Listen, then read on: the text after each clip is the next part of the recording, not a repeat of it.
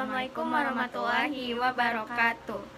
Perkenalkan, nama saya Putri Anissa dengan NIM 22011362. Dan saya Lovina Osanesa Putri dengan NIM 22011325. Kami berdua akan memperlihatkan video tentang counseling, attending, dan active listening. Skip on watching. Bye-bye. Waalaikumsalam. Mari, silakan duduk. Tunggu sebentar ya. Ya, Bu. Nah, sudah. Apakah saya mengganggu waktunya, Bu? Oh, enggak kok. Jam ini khusus untuk konseling bersama Putri. Jadi apa yang bisa Ibu bantu? Jadi gini, Bu. Ya. Saya ngerasa diri saya tuh nggak worth it karena nggak ada perubahan gitu dari diri saya selama saya udah semester 4 saya berkuliah, tapi saya ngerasa kayak nggak ada perubahan dari diri saya. Dan setiap kali saya lihat teman-teman saya ngerasa sedikit iri gitu sama progresnya mereka yang terlalu cepat dibanding saya.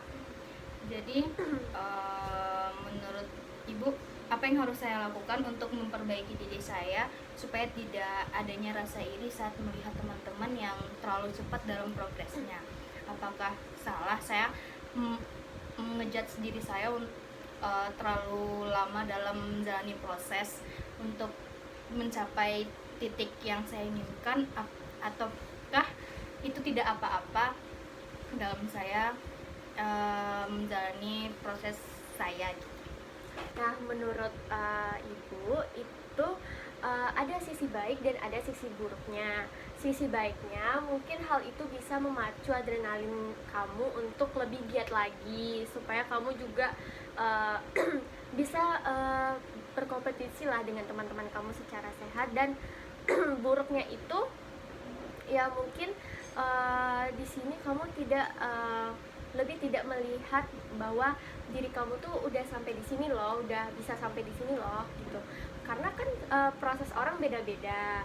Nah, menurut saya sisi buruknya itu mungkin kamu jadi terlalu menekan diri kamu sendiri dan terlalu ngejudge diri kamu sendiri. Padahal hasil yang sudah kamu dapatkan sekarang itu adalah sesuatu hal yang udah luar biasa. Dan setiap orang kan juga prosesnya berbeda-beda ya, dan kita juga melakukan proses itu untuk mencapai tujuan kita, bukan untuk mencapai tujuan orang lain dan membanding-bandingkan diri kita dengan orang lain.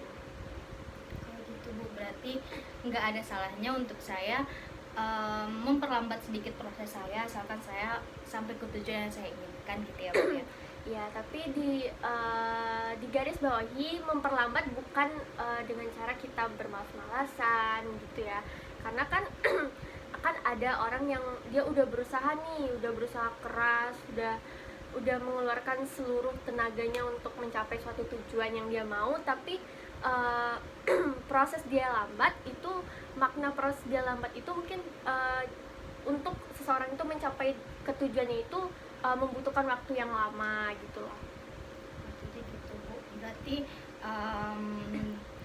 diri saya sendirilah yang tahu apa yang harus saya lakukan untuk mencapai proses itu gitu ya. Iya.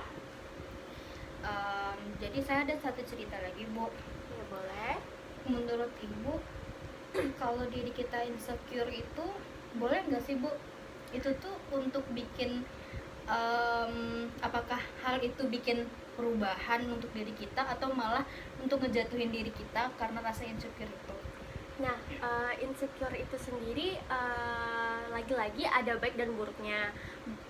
Buruknya itu ketika kita berlebihan, merasa insecure terlalu berlebihan juga nggak baik. Tapi kalau baik, insecure itu ada sisi baiknya juga. Mungkin ya seperti yang tadi, kita jadi kayak kita punya sesuatu kekurangan lah di dalam misalnya public speaking. Kita melihat teman-teman kita di media sosial udah jago public speaking, dan di situ mungkin kita juga akan terpacu untuk, wah, teman saya nih udah bisa public speakingnya udah bagus, saya juga lah gitu. Jadi terpacu. Nah, itu tuh merupakan sisi positif dari insecurity.